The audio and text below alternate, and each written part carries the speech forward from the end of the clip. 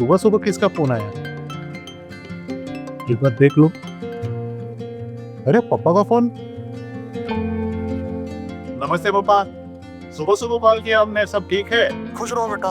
हाँ सब ठीक है, कोई चिंता की बात नहीं। तुम ठीक हो ना? मैं ठीक हूँ पापा।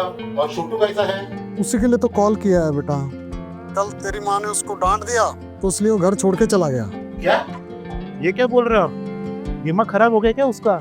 बेटा बहुत चिंता हो रही है, गुस्से में गया है वो। बोलता है भैया के जैसे मैं ऑफिस में नौकरी करूंगा। बोलता है पढ़ाई नहीं करनी है मुझे। ऑफिस में? मेरे जैसा काम? ठीक है पापा, मैं देखता हूँ कहाँ पे पहुँचा है। जैसे बेटा तेरी उससे बात होगी ना तो फोन कर देना मुझे। ठीक है पापा, प्रणाम। आप चिंता मत कीजिए, मैं देखता हूँ। अरे छोटू ये सब क्या कर रहा है? कुछ समझ में नहीं आ रहा है। अच्छा खासा पढ़ाई कर रहा था। उसको कॉल लगा के देखता हूँ जरा। छोटू का कॉल। हाँ छोटू, किधर हो? हाँ पापा का कॉल आया था मुझे। तुम वहाँ पे स्टेशन पे रुकना, इधर इधर उधर मत जाना, मैं आ रहा हूँ वहाँ पे।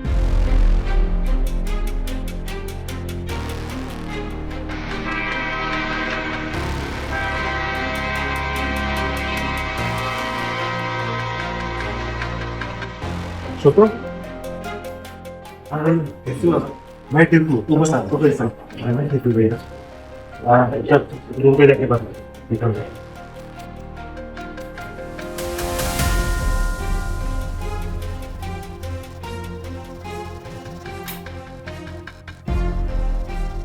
छोटू बैठो इधर, मैं पानी लेके आता हूँ।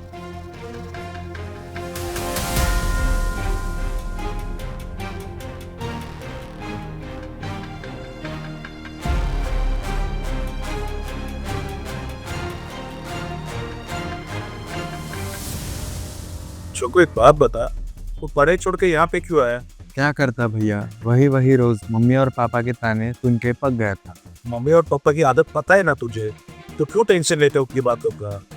वो यही चाहते हैं तो बस अपने पढ़ाई पे ध्यान दे। बाकी मैं हूँ ना, उनकी डांट में भी प्यार छुपा हुआ है जो तुम्हें दिख नहीं रहा है। नहीं भैया, अभी मुझे किसी ऑफिस में जॉब दिला दो, मुझे पढ़ाई नहीं करना।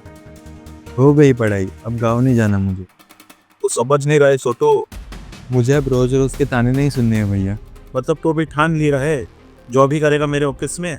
हाँ भैया। एक काम कर, बाहर साइकिल खड़ी है, मैं कुछ पता देता हूँ तुम्हें घर का, जाके खाने की डिलीवरी करके आ। खाने की डिलीवरी? ये आप क्या बोल रहे हो भैया? हिंदी बोल रहा हूँ, तेरे समझ में नहीं आ रहा है? तुझे मेरा जॉब करना है ना? हाँ, पर ये डिलीवरी का काम मैं नहीं करूँगा। क्यों नहीं करे?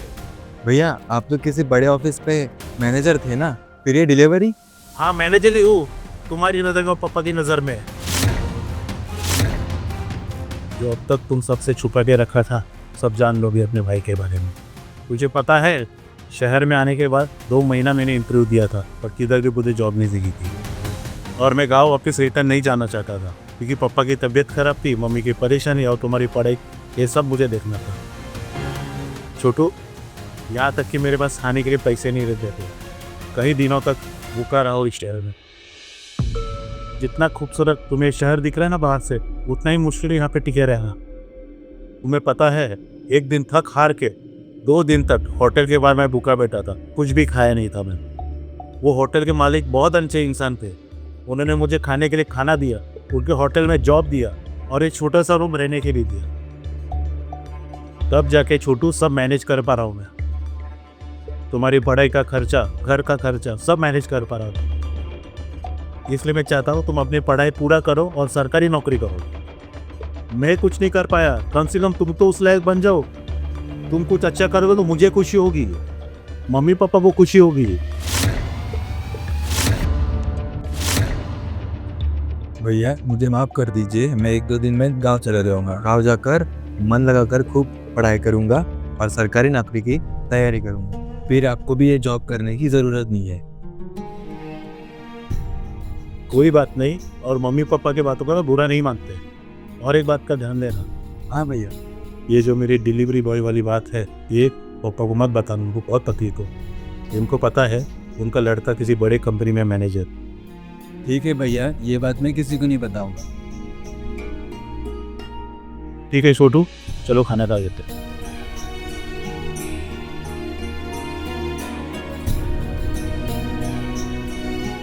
हाँ पापा, छोटू आ गया है मेरे पास। मैंने उसे समझा दिया है, वो पढ़ाई करने के लिए तैयार हो गया। अच्छा बेटा, मान गया वो? हाँ, झूठ बोलना पड़ा मुझे कि मैं डिलीवरी बॉय का काम करता हूँ। अगर नहीं बोलता तो वो पढ़ाई कंप्लीट करने के लिए तैयार नहीं होता। अच्छा किया बेटा, तूने बहुत अच्छा किया। ठीक है पापा, चलिए फ़ोन रखता हूँ। ठीक है बेटा।